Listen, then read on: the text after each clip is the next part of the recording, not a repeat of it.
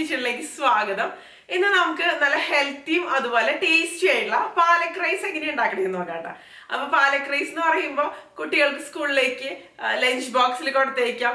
പ്രത്യേകിച്ച് നല്ല കളർഫുൾ ആണ്. അതുകൊണ്ട് തന്നെ പാലക്കൊക്കെ കഴിക്കാത്ത കുട്ടികളാണെങ്കിൽ പോലും ഇഷ്ടപ്പെട്ട് കഴിക്കുന്നുണ്ടോ. അപ്പൊ നമുക്ക് ഈ ഒരു റൈസ് എങ്ങനെയാണ് നല്ല ടേസ്റ്റി ആയിട്ട് അതുപോലെ ഹെൽത്തി ആയിട്ടും ഉണ്ടാക്കണമെന്ന് നോക്കാം. നമുക്ക് നല്ല ഹെൽത്തിയും അതുപോലെ ടേസ്റ്റിയുമായിട്ടുള്ള പാലക് റൈസ് എങ്ങനെ തയ്യാറാക്കണമെന്ന് നോക്കാം. ഞാനിവിടെ പാലക്ക് എടുത്തിട്ടുണ്ട്. അതിൻ്റെ ആ ഒരു തണ്ടിൻ്റെ ആ ഒരു ഭാഗം ഉണ്ടല്ലോ, ഇല മാത്രമേ എടുത്തിട്ടുള്ളൂ കേട്ടോ. നന്നായിട്ട് കഴുകി എടുത്തിട്ടുണ്ട്. ഇതിപ്പോൾ ഒരു കെട്ട് അളവിലാണ് ഞാൻ എടുത്തിരിക്കുന്നത്. ഇവിടെ ഞാൻ വെള്ളം നന്നായിട്ട് തിളപ്പിച്ചെടുത്തിട്ടുണ്ട് ഒരു പാത്രത്തിൽ. ഇതിലേക്ക് ഈ പാലക്ക് ഇട്ട് കൊടുക്കാം. ഇത് നമുക്കൊന്ന് ബ്ലാൻഡ് ചെയ്ത് എടുക്കാൻ വേണ്ടിയിട്ടാണ് കേട്ടോ. ഒരുപാട് സമയത്തിലിട്ട് കുക്ക് ചെയ്ത് എടുക്കരുത്. 1 മിനിറ്റോളം സമയം മതി കേട്ടോ. ഇങ്ങനെ ചെയ്യുമ്പോൾ ആ ഒരു പാലക് റൈസിന് നല്ലൊരു കളർ കാര്യങ്ങളൊക്കെ ഉണ്ടാവും. കളറ് നിലനിർത്താൻ പറ്റും നമുക്ക് ഈ ഒരു രീതിയിൽ ചെയ്തെടുക്കുമ്പോൾ. പാലക് എന്ന് പറയുമ്പോൾ നല്ല ഹെൽത്തി ആണല്ലോ. എല്ലാം ഒന്ന് ഇതുപോലെ ഒന്ന് വെള്ളത്തിലൊന്ന് മുങ്ങിക്കിടന്നോട്ടെ. ഇത് മതി കേട്ടോ. ഇനി നമുക്കത് എടുത്തിട്ട് തണുക്കാൻ വേണ്ടിയിട്ട് വെക്കാം. അപ്പോൾ പെട്ടെന്ന് തണുക്കാൻ വേണ്ടിയിട്ട് നമുക്കിത് പച്ചവെള്ളത്തിലേക്കാണ് ഇട്ട് കൊടുക്കേണ്ടത്. ഒരു പാത്രത്തിൽ, ഒരു വലിയ പാത്രത്തിൽ സാധാരണ പച്ചവെള്ളം, തണുത്ത വെള്ളം എടുക്കുക കേട്ടോ. എടുത്ത് മാറ്റി വയ്ക്കുക. ഇതിലേക്ക് വേണമെങ്കിൽ ഐസ് ക്യൂബ്സും ഇട്ട് കൊടുക്കാം. ഇതിലേക്ക് ഇട്ട് കൊടുത്തു കഴിഞ്ഞിട്ടുണ്ടെങ്കിൽ കുക്കിംഗ് പെട്ടെന്ന് തന്നെ സ്റ്റോപ്പ് ആവുമല്ലോ. ഓവറായിട്ടിത് വെന്ത് വരില്ല. ഇത് ഈ പച്ചവെള്ളത്തിൽ കിടന്ന് നന്നായിട്ട് തന്നെ ഒന്ന് തണുത്ത് വരട്ടെ. ഞാൻ വേറൊരു പാത്രത്തിൽ കുറച്ചധികം വെള്ളം തിളപ്പിക്കാൻ വേണ്ടിയിട്ട് വെച്ചിട്ടുണ്ട്. ഇതൊന്ന് തിളച്ച് വന്നിട്ടുണ്ട്. ഇതിലേക്ക് നമുക്ക് ബസ്മതി റൈസാണ് ചേർത്ത് കൊടുക്കേണ്ടത്.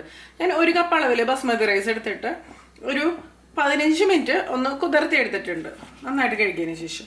ഇനി ഈ ഒരു റൈസ് നമുക്ക് ഇതിലേക്ക് ഇട്ട് കൊടുക്കാം. ഏത് റൈസ് വേണമെങ്കിലും നമുക്ക് ഈ ഒരു റെസിപ്പിക്ക് വേണ്ടിയിട്ട് ഉപയോഗിക്കാം കേട്ടോ. ഇതിലേക്ക് ഞാൻ കുറച്ച് ഉപ്പും കൂടി ഇട്ട് കൊടുക്കുന്നുണ്ട്. ഒന്ന് ഇളക്കി കൊടുക്കുക. ഇതൊരു 1/4 ഭാഗത്തിനേക്കാളും കുറച്ചും കൂടി കൂടുതലായിട്ട് ഒന്ന് വെന്ത് വന്നോട്ടെ.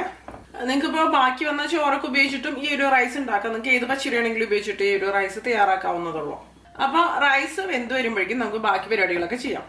ഇനി ഞാൻ വേറൊരു കടായി എടുത്തിട്ടുണ്ട്. ഇതിലേക്ക് നമുക്ക് കുറച്ച് എണ്ണ ഒഴിച്ച് കൊടുക്കാം. ഞാൻ 1 ടേബിൾ സ്പൂണോളം അളവിൽ എണ്ണ ഒഴിച്ചിട്ടുണ്ട്. നിങ്ങൾക്ക് അല്ലെങ്കിൽ നെയ്യ് വേണമെങ്കിലും ഉപയോഗിക്കാം, ബട്ടർ ആണെങ്കിലും ഉപയോഗിക്കാം കേട്ടോ. എണ്ണ നല്ലപോലെ ഒന്ന് ചൂടായിട്ട് വരുമ്പോൾ നമുക്കിതിലേക്ക് ഒരു കഷ്ണം കറുകപ്പട്ട ഇട്ട് കൊടുക്കാം. 2 ഗ്രാമ്പു, 2 ഏലക്കായ. ഇതിൻ്റെ ഫ്ലേവേഴ്സൊക്കെ ഈ ഒരു എണ്ണയിലേക്ക് നന്നായിട്ട് തന്നെ ഒന്ന് വന്നോട്ടെ. ഇനി ഇതിലേക്ക് ഒരു 10-15 കാഷ്നട്ട് ചേർക്കുന്നുണ്ട്. ഒന്ന് ഇളക്കി കൊടുക്കാം. കാഷ്നട്ട് ചെറുതായിട്ടൊന്ന് റോസ്റ്റ് ആയിട്ട് വരുന്ന ഒരു സമയത്ത് നമുക്കിതിലേക്ക് സവോള മുറിച്ചത് ഇട്ട് കൊടുക്കാം. ഇതിപ്പോൾ ഞാൻ ഒരു സവോള നീളത്തിൽ കനം കുറച്ചൊന്ന് മുറിച്ചെടുത്തതാണ് കേട്ടോ. ഒരു വലിയ സവോളയാണ് എടുത്തിരിക്കുന്നത്. ഇതിലേക്ക് നമുക്ക് കുറച്ച് ഉപ്പ് ചേർത്ത് കൊടുക്കാം. ഈ ഒരു സവോള നന്നായിട്ട് നിന്ന് വഴന്നു വന്നോട്ടെ. സവോളയും റൈസൊക്കെ വെന്ത് വരുന്ന ഒരു സമയം കൊണ്ട് ഞാൻ മിക്സിയുടെ ചെറിയ ജാർ എടുത്തിട്ടുണ്ട്. ഇതിലേക്ക് നമ്മൾ തണുക്കാൻ വേണ്ടിയിട്ട് വെച്ച ഒരു പാലക്കുണ്ടല്ലോ, അത് വെള്ളം മാറ്റിയിട്ട് ഇട്ട് കൊടുക്കാം. ഒന്ന് ജസ്റ്റ് ഇതുപോലെ ഒന്ന് പിഴിഞ്ഞതിന് ശേഷം ഇട്ട് കൊടുക്കാം കേട്ടോ. അല്ലെങ്കിൽ ഒരുപാട് വെള്ളം ഉണ്ടാവും ഇതിൽ.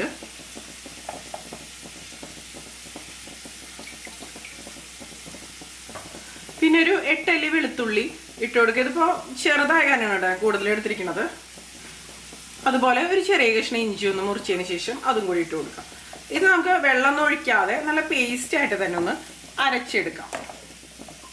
അപ്പോൾ നമ്മുടെ പാലക്ക് ഇഞ്ചി വെളുത്തുള്ളി പേസ്റ്റ് റെഡി ആയിട്ടുണ്ട്.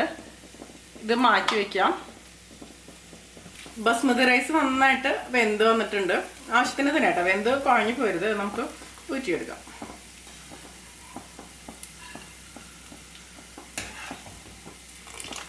നമുക്ക് റൈസ് ഇനി മാറ്റി വയ്ക്കാം.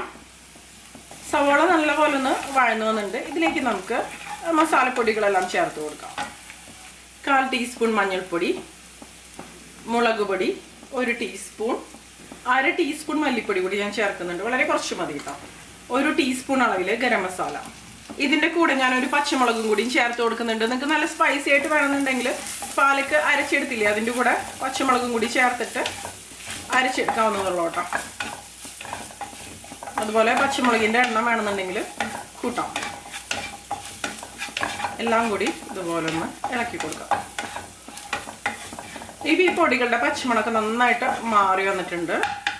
ഇതിലേക്ക് ഇനി നമ്മൾ അരച്ചു വെച്ച ആ ഒരു പാലക്കും ഇഞ്ചി വെളുത്തുള്ളിയുടെ ഒരു പേസ്റ്റ് ഉണ്ടല്ലോ, അത് ചേർത്ത് മുഴുവനായിട്ട് ചേർക്കാം.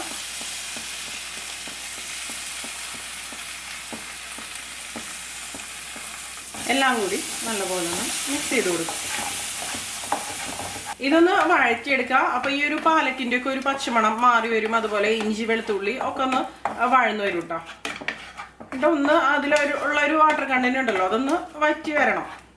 അത് മതി. ഒരുപാട് സമയം നമ്മളിത് ഇളക്കി കൊടുക്കരുത് കേട്ടോ. അപ്പോൾ ഇതിൻ്റെ കളറ് വല്ലാതെ അങ്ങോട്ട് മാറിപ്പോകും. ആ ഒരു പച്ച കളറിൽ നമുക്ക് ഈ ഒരു റൈസ് കിട്ടില്ല. ഒന്നും കൂടി അങ്ങോട്ട് തിക്കായിട്ട് വന്നോട്ടെ. പാലക്ക് എന്ന് പറയുമ്പോൾ അതിനൊരു കുത്തുള്ള കാരണം പലർക്കും ഈ പാലക്ക് ഇഷ്ടമില്ല. പക്ഷെ നമ്മൾ പാലക്ക് എണ്ണയിൽ വഴറ്റിയതിന് ശേഷം തയ്യാറാക്കുമ്പോൾ അതിൻ്റെ ആ ഒരു കുത്ത് പോലത്തെ ഒരു ടേസ്റ്റ് ഉണ്ടല്ലോ, അതൊരിക്കലും ഉണ്ടാവില്ല. ഇത് മതി കേട്ടോ. ആവശ്യത്തിനൊന്ന് വഴന്ന് ഡ്രൈ ആയിട്ട് വന്നിട്ടുണ്ട്. ഇതിലേക്ക് നമ്മൾ വേവിച്ച് വെച്ച ഒരു ബസ്മതി റൈസ് ഉണ്ടല്ലോ, അതിട്ട് കൊടുക്കാം.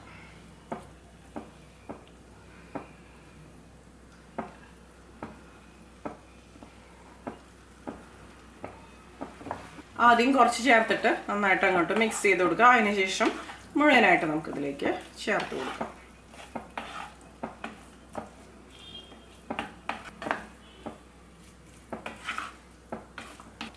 ബാക്കിയുള്ള ബസ്മതി റൈസും കൂടെ നമുക്കിതിലേക്ക് ചേർത്ത് കൊടുക്കാം. ഞാൻ ഹൈ ഫ്ലെയിമിൽ തന്നെയാണ് വെച്ച് കൊടുത്തിരിക്കുന്നത്. അതിനുശേഷം നല്ലപോലെ ഇതുപോലെ അങ്ങോട്ട് മിക്സ് ചെയ്ത് കൊടുക്കാം. റൈസ് പൊട്ടിപ്പോവാതെ ഇളക്കി കൊടുക്കുക കേട്ടോ. താഴെ നിന്ന് മുകളിലേക്ക് എന്നുള്ള രീതിയിൽ ഇളക്കി കൊടുക്കുക. അതിലുള്ള ഒരു വാട്ടർ കണ്ടന്റ് ഒന്ന് വറ്റി വന്നോട്ടെ. നല്ലൊരു കളറിൽ വന്നിട്ടുണ്ട് അല്ലേ. പ്രത്യേകിച്ച് കുട്ടികളൊക്കെ ഇഷ്ടപ്പെട്ട് കഴിക്കും. ഇതുപോലെ നല്ല കളർഫുള്ളായിട്ടുള്ള ഭക്ഷണമൊക്കെ ഉണ്ടാക്കി കൊടുത്തു കഴിഞ്ഞിട്ടുണ്ടെങ്കിൽ കുട്ടികളിൽ നിന്ന് മാത്രമല്ല, ഇപ്പോൾ വലിയവർക്കാണെങ്കിലും പാലക്ക് ഇഷ്ടമില്ലെങ്കിൽ ഈ ഒരു രീതിയിൽ അരച്ചതിന് ശേഷം തയ്യാറാക്കാവുന്നതുള്ളൂ കേട്ടോ. കുറച്ച് സമയം ഹൈ ഫ്ലെയിമിൽ വെച്ചിട്ട് ഒന്ന് ഇളക്കി കൊടുക്കാം. ഇത് മതി. അപ്പം നമ്മുടെ അടിപൊളിയായിട്ടുള്ള പാലക്ക് റൈസ് റെഡി ആയിട്ടുണ്ട്. ഇപ്പോൾ നമുക്ക് കാണുമ്പോൾ ഇത് കുറച്ച് സ്റ്റിക്കി ആയിട്ട് തോന്നും, പക്ഷെ ഇത് തണുത്ത് കഴിയുമ്പോൾ നല്ല പെർഫെക്റ്റ് ആയിട്ട് തന്നെ വരും കേട്ടോ. സ്റ്റിക്കി എന്ന് വെച്ചാൽ റൈസ് ഒരുപാട് എന്ത് കുഴഞ്ഞിട്ടൊന്നുമില്ല, പക്ഷെ ആ ഒരു പാലക്കിൻ്റെ പ്യൂരിയൊക്കെ ചേർത്തത് കൊണ്ടേ. അപ്പോൾ ഇതിൻ്റെ കൂടെ നമുക്കിപ്പോൾ വേറെ കറിയുടെ ആവശ്യമൊന്നുമില്ല. ഒരു റൈത്തിയൊക്കെ ഉണ്ടെന്നുണ്ടെങ്കിൽ നല്ല അടിപൊളിയാണ്. റൈത്തിയോ പപ്പടോ അങ്ങനത്തെ കോമ്പിനേഷനൊക്കെ നല്ല അടിപൊളിയായിരിക്കും അതിൻ്റെ കൂടെ. പ്രത്യേകിച്ച് നിങ്ങൾക്ക് കുട്ടികൾക്ക് സ്കൂളിലേക്ക് ലഞ്ച് ബോക്സിൽ കൊടുത്തേക്കാം, അല്ലെങ്കിൽ ഓഫീസിലേക്കൊക്കെ കൊണ്ടുപോകാൻ പറ്റിയ നല്ല ഹെൽത്തി ആയിട്ടുള്ളൊരു റൈസിൻ്റെ റെസിപ്പിയാണ്. ഏത് റൈസ് വേണമെങ്കിലും വെച്ച് നിങ്ങൾക്ക് ഉണ്ടാക്കാം. ഇപ്പോൾ ലെഫ്റ്റ് ഓവർ റൈസോ ഏതാണെന്നുണ്ടെങ്കിലും അടിപൊളിയാവും. അപ്പോൾ എല്ലാവരും ഈ ഒരു ഹെൽത്തി ആയിട്ടുള്ള പാലക്ക് റൈസ് തയ്യാറാക്കി നോക്കുക. അതിനുശേഷം നിങ്ങളുടെ അഭിപ്രായങ്ങളൊക്കെ പറയാം കേട്ടോ. തീർച്ചയായിട്ടും ഇഷ്ടപ്പെടും. ഈ ഒരു ചീര ഉപയോഗിച്ചിട്ടുള്ള റൈസ് തയ്യാറാക്കി നോക്കിയതിന് ശേഷം ഇതിനെക്കുറിച്ചുള്ള അഭിപ്രായങ്ങൾ തീർച്ചയായിട്ടും താഴെ കമന്റ് ബോക്സിൽ ഒന്ന് അറിയിക്കാം കേട്ടോ. അപ്പോൾ ഇതിൽ നല്ലൊരു റെസിപ്പി ആയിട്ട് നമുക്ക് വീണ്ടും കാണാം.